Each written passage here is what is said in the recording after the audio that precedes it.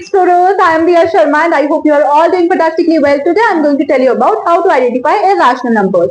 So irrational number क्या होता है? वो नंबर्स जो रैशनल नंबर नहीं होंगे या फिर ऐसे नंबर्स जिनको हम लोग p by q फॉर्म में नहीं लिख सकते वही हमारे irrational नंबर होंगे.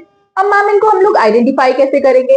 तो here is Mr. Harry in front of you और ये जो Mr. Harry है ना ये irrational नंबर को बिल्कुल ऐसे आइडेंटिफाई कर लेता है. क्यों? क्योंकि इनको कुछ ट्रिक्स पता है जिन ट्रिक्स की हेल्प से ये irrational नंबर को बहुत इजीली आइडेंटिफाई कर लेता है. तो वो ट्रिक्स तो मेरे स्टूडेंट्स को भी पता होनी चाहिए.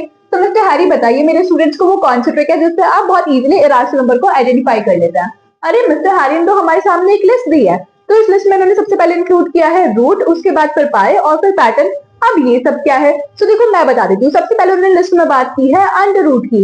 मतलब आपको कोई भी नंबर अगर रूट में देखने के लिए मिलता है और वो किसी भी नंबर का परफेक्ट स्क्वायर नहीं है तो फिर वो क्या हो जाएगा? Irrational number. अब रूट में मैंने लिख दिया 3. ठीक है, क्या रूट 3 हमारा एक इरेशनल नंबर है? चेक करो क्या 3 किसी नंबर का परफेक्ट स्क्वायर है? नहीं मैम, 3 तो किसी नंबर का परफेक्ट स्क्वायर नहीं है. तो इसका मतलब रूट 3 क्या हो जाएगा? एक इरेशनल नंबर. अब अगर रूट 4 की बात करें तो क्या रूट 4 एक इरेशनल नंबर होगा? चेक करो क्या 4 किसी नंबर का परफेक्ट स्क्वायर तो नहीं है. मैम 2 into 2 तो 4 होता है. तो 4 तो 2 का परफेक्ट स्क्वायर है और अगर परफेक्ट स्क्वायर वाला नंबर रूट में है तो फिर कोई फर्क नहीं पड़ता, ये क्या हो जाएगा? Rational number. तो हमको बस यही चेक करना है कि ये जो भी नंबर रूट में है ये किसी नंबर का परफेक्ट स्क्वायर तो नहीं है. अगर नहीं है तो फिर ये इरेशनल नंबर है और अगर ये रूट वाले नंबर किसी भी नंबर का परफेक्ट स्क्वायर है तो फिर ये इरेशनल नंबर नहीं होंगे. ठीक है, अब रूट 7 इरेशनल नंबर है या नहीं है? 7 किसी नंबर का परफेक्ट स्क्वायर तो नहीं होता, तो रूट 7 क्या हो जाएगा? Irrational number. उसके बाद अगर रूट 25 की बात करें तो 5 into 5 कितना हो जाएगा? 25. तो ये तो परफेक्ट स्क्वायर वाला नंबर है, तो इसका मतलब ये क्या हो जाएगा? Rational number. अब मिस्टर हैरी की लिस्ट में नेक्स्ट ट्रिक क्या थी? पाई.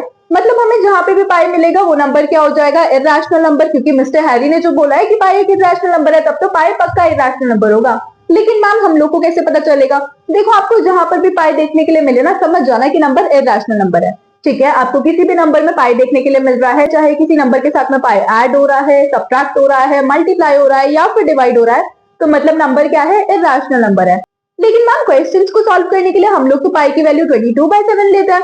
फिर ये एक इरेशनल नंबर कैसे है? तो देखो जो 22/7 है वो पाई की एक अप्रॉक्स वैल्यू है. लेकिन ये अप्रॉक्स वैल्यू क्यों है? देखो जो पाई होता है ना वो एक non terminating non recurring number है. मतलब एक ऐसा नंबर जो ना तो खत्म होता और ना ही रिपीट होता. ठीक है, जो पाई की वैल्यू है वो ना तो कभी खत्म होता है और ना ही कभी रिपीट होता है. लेकिन ये अप्रॉक्स में 22/7 के आसपास बैठता है, इसलिए हम लोग क्वेश्चन को सॉल्व करने के लिए इसकी अप्रॉक्स वैल्यू क्या लेते हैं? 22/7. अब मिस्टर हैरी की नेक्स्ट ट्रिक क्या थी? पैटर्न. अब पैटर्न क्या होता है मैम? पैटर्न से हम लोग कैसे रैशनल नंबर को आइडेंटिफाई करेंगे? तो देखो बहुत सिंपल है. अगर मैंने कोई नंबर लिया 2, 5, 7, 8, अब बताओ मैं नेक्स्ट नंबर क्या लूंगी? मैम ये तो प्रिडिक्ट करना बहुत मुश्किल है. आप तो कोई भी रैंडमली नंबर ले रहे हो, पता ही नहीं चल रहा आप कौन सी मैथ्स लगा के ये नंबर्स ले रहे हो.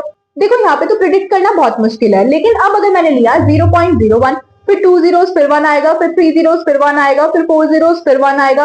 अब क्या प्रिडिक्ट कर सकते हो मैं नेक्स्ट क्या लूंगी? मैम 5 zeros 1 लोगे, फिर उसके बाद 6 zeros आएंगे, फिर 1 लोगे, फिर 7 zeros आएंगे, फिर 1 लोगे.